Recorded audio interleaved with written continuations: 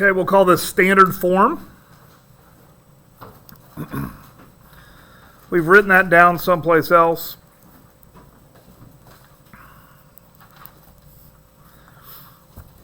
Okay.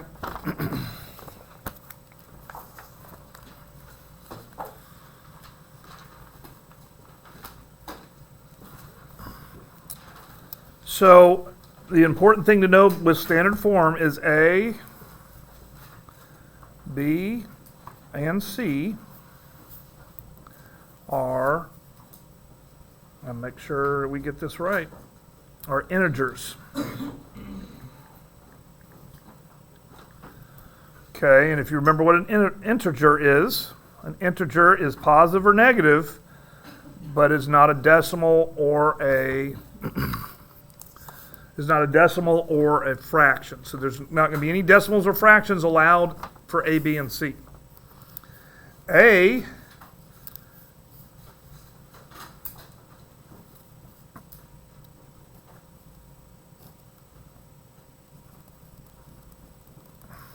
cannot be negative. So it's basically just a whole number. Okay. So we need to go back and forth between standard form and slope-intercept form. Okay, we've already done one of them, so let's refresh our memory on how to do this.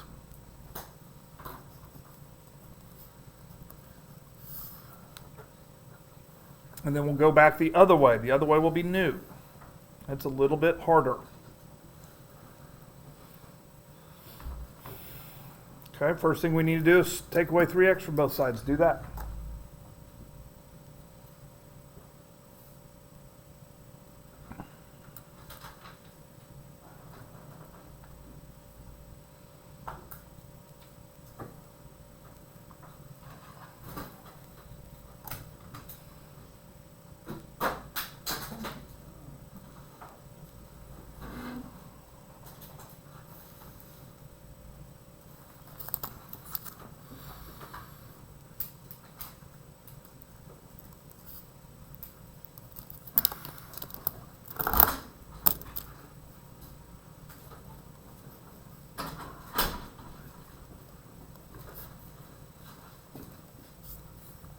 Okay, did I do it right?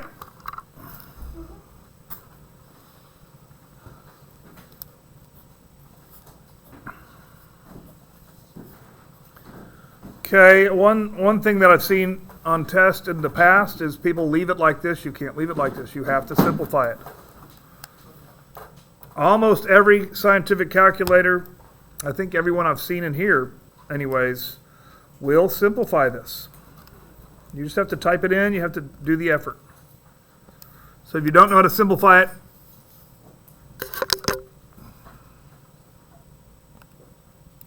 that's all you got to do. Type it in, hit enter. Okay, some of you can do it without typing it in. That's technically less work, but I expect you to do that. 18 divided by 6. That's going to be what, 3? Okay. So we've done that before. We've done that a lot. Now we're finally having to do that. We need to go both ways. Okay. So we need to go from standard form to slope-intercept and slope-intercept to standard.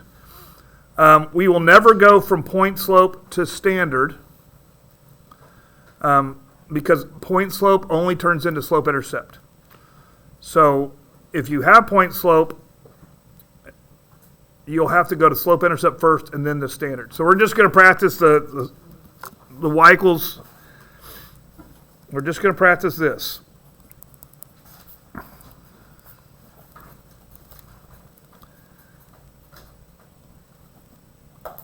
Okay, that's all we're going to practice right now. All right, I'm going to give you a problem.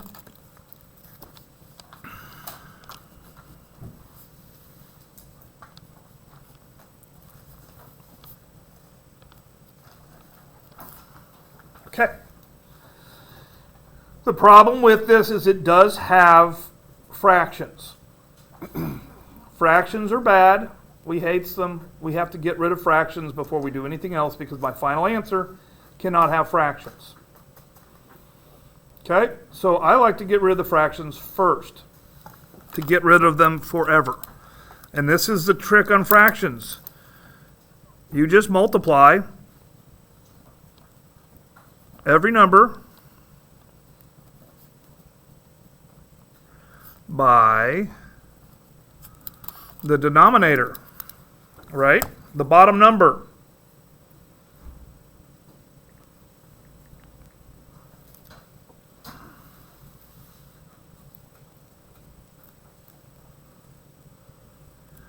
Okay?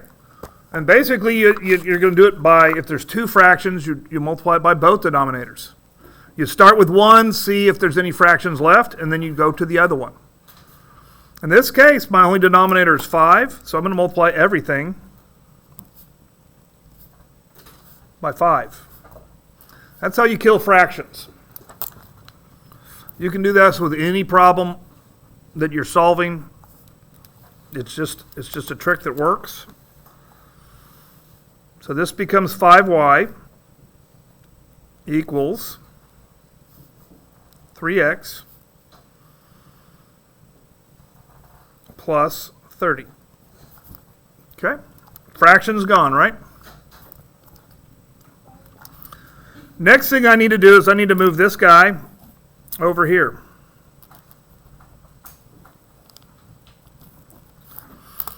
Okay? And that means I'm subtracting 3x from both sides. So I'm going to get this.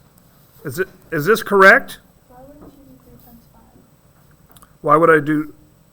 You wrote it up there as everything gets times 5, but then you said 5y equals 3x instead of doing 3 times. I did. I did 5 times 3/5.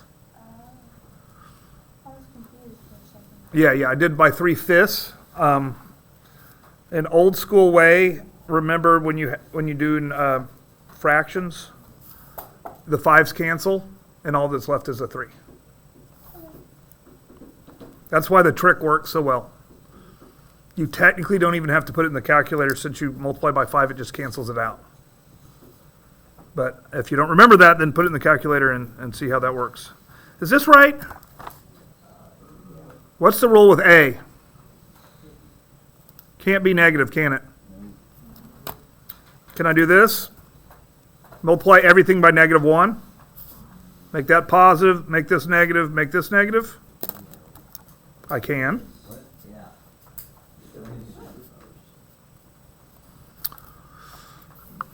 Okay, that's the final answer. Okay, so this is going to take a little bit of work. Let's do another one.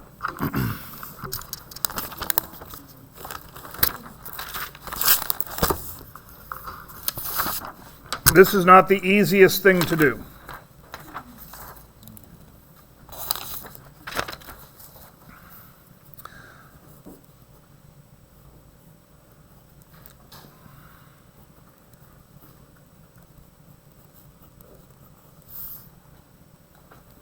Okay. Do I have to get rid of the fraction first? No. I can move it first. So it's kind of on you. A lot of times I do the fraction first. Once you figure out what you want to do, you can kind of do it that way. And you just show me the way you're doing it. I like to get rid of the fraction first. Some people don't. My way sometimes creates an extra step. So you can do the negative and the positive at the same time. It just depends. Okay, what am I going to multiply everything by to get rid of that fraction? 4. Is that it? I just like to get that out of the way right off the bat so we can move on.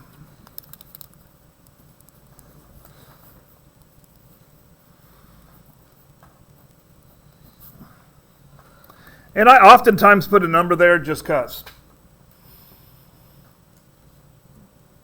Okay, now I need to move this over here. And there's something I say, and I haven't told you yet, and I'm going to start saying it more and more. There's a switch. That pin is out.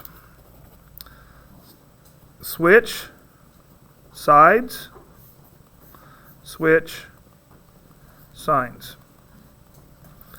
So I'm going to add 1x to go to both sides. Some people just don't get that. So the other way is I'm just going to move it over here.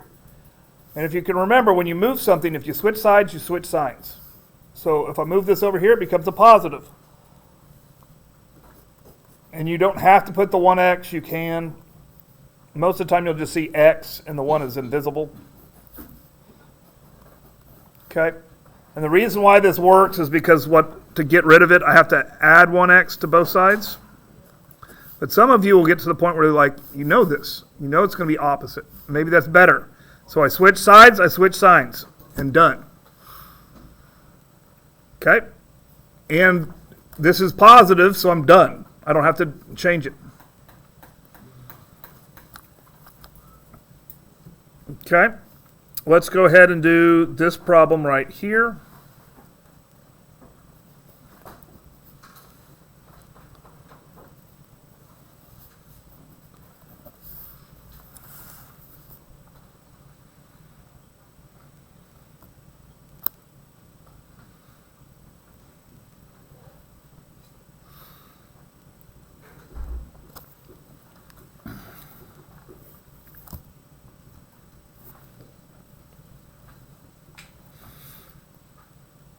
Okay, I'm going to multiply everything by what number?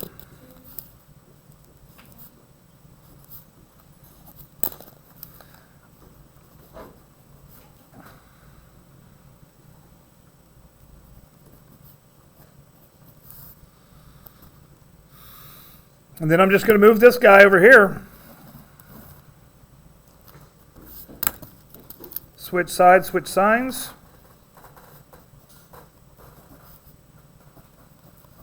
Okay, can I leave my answer like that? No. So I'm basically going to multiply everything by -1 now. -1 times that is positive. That's good. -1 times that would be a negative. -1 times that would be a positive. I am done. Okay, what we're going to try to work on is 29 through 36. That means we're skipping 21 through 28. I'm going to do 29 in just a little bit while you get a little head start. So if you're not there yet, skip ahead, leave room. Let's get it done. So we're doing one number? These, No. 1 through 20. So you can do this.